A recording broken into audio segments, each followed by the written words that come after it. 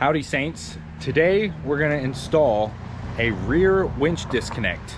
Reason I haven't done it, and I've been wanting to for about a year and a half now, is I actually never really needed to use the winch in the front until the other day. Check this out.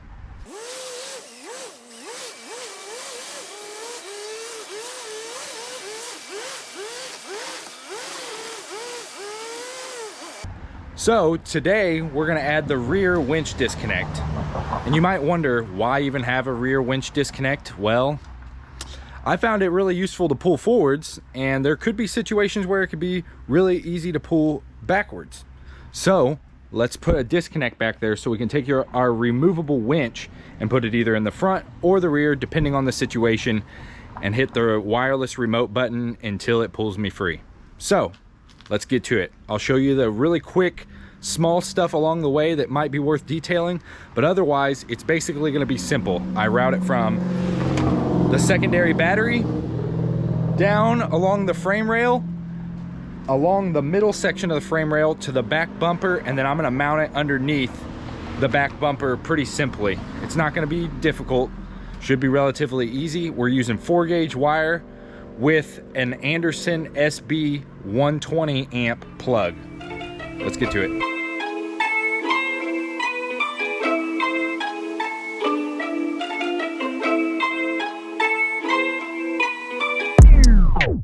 We had to make a quick run to Ace Hardware because I need ring terminals for 4-gauge wire going to like a 5/16 stud.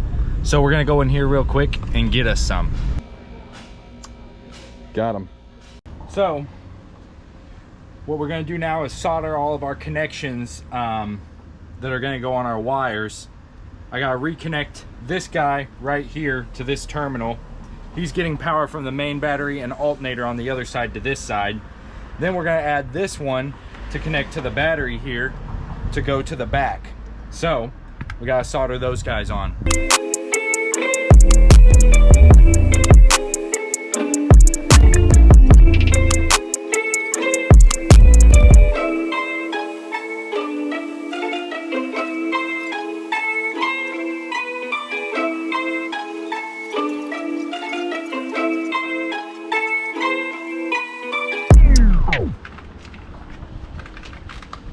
Kind of screwed up on that first solder today. Usually when I haven't done it in a while, I'm not warm and the first one's kind of rough. Luckily you can melt solder and try a second time, so that's what I did. Now we're gonna do the second one. I'll show you how I did that one. Hopefully I do it right the first time. On the black one, we're gonna do two different lug styles. We're gonna do the ring terminal and Anderson style terminal plug. So let's get to that. Heating the solder up. What I've found when you aim for how much solder to get in this, get it to the 1/8 inch from the rim mark. This time we're gonna stick it in, wobble it around while it's still got some heat to get the stuff in this cord, in this wire, get the strands to kind of soak up some of the solder. And this time we're gonna heat it up first before we put it in there. Let's get this solder nice and hot again, and it should push right in when it's ready.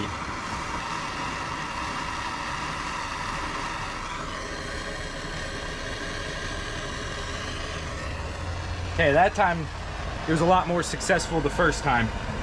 Let's swap to the other end.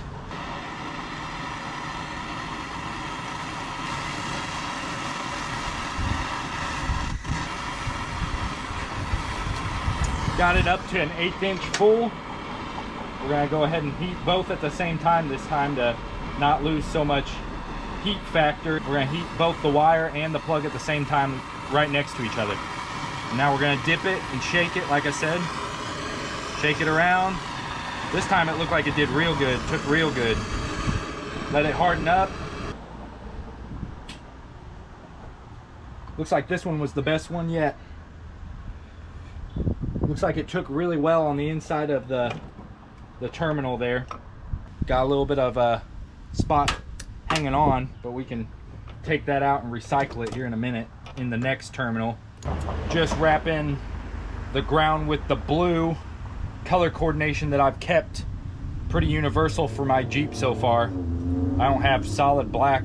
I know, surprising, because it's basically the standard for ground or electrical work in general, but I just don't have it. So there you have it. Now we're working on the rear solder point for the Anderson plug. Here's the ground side of it already ready to rock. So now we just gotta do the positive side.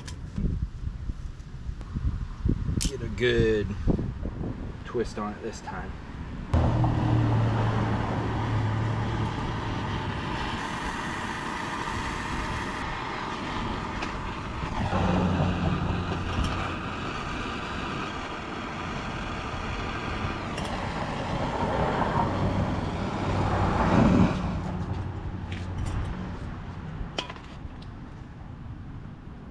Just wobble it around, make sure it's good and secure in there. I think we got this one.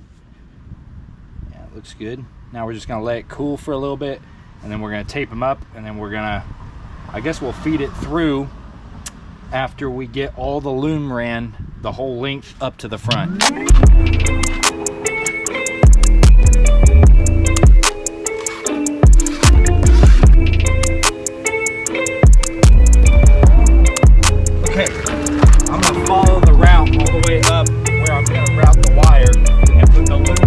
Next to it, and then I'm going to push the wire in as I go.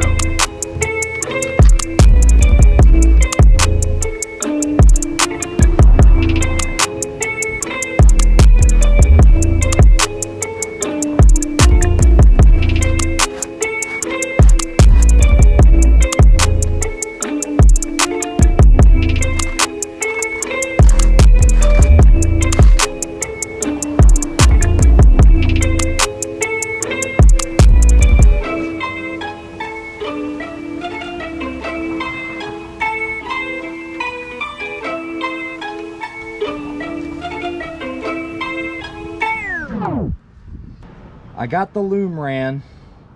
That was a chore, but now I got the correct length here at the back. I got like a little bit of slack that's coming up into the bumper past the loom. It'll just be a nice little service loop. So we're gonna go ahead and put him in the positive side. We got the negative, and our next step after we click this guy in, actually we need to tape him. Then our next step will be mounting it on the bottom side of the bumper, this, and then grounding to the chassis right here on the hitch receiver and the frame. Got it plugged up. Now we're gonna feed this up and into the bumper area.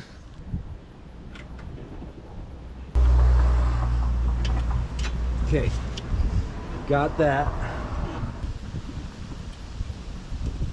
And something like that is what I'm wanting for the end result.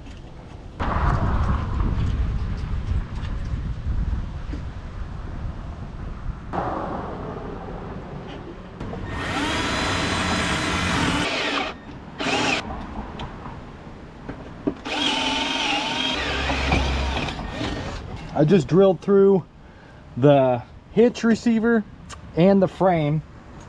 Now we're gonna tap it with a 5/16. I want to say it's 18 threads per inch.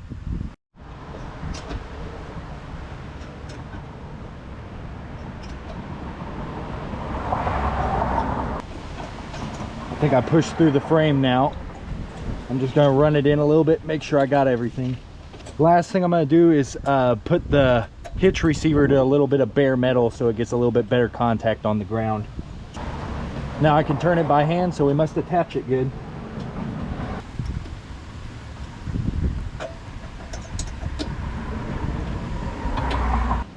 A little tough, but not bad. Ran back to Ace because I needed these for the battery post on the front, this guy for the ground on the back, and then these two self-tappers to hold the plug up to the bumper. So let's put them on real quick and then I'll show you if it works or not.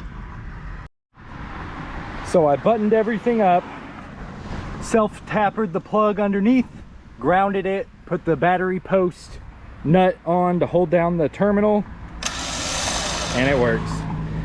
So let's free spin it, because why not? test it to its real potential.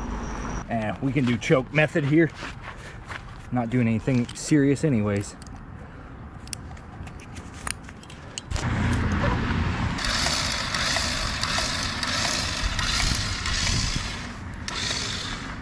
Okay, it's barely up. I'm gonna put it in neutral, let it pull against it.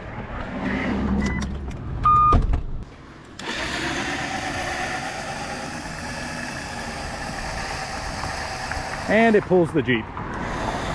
That's what we wanted. Pulling the Jeep from the rear, which is good. Well, thanks for watching, y'all. Hopefully this helps you with your own build. God bless. See you on the next video.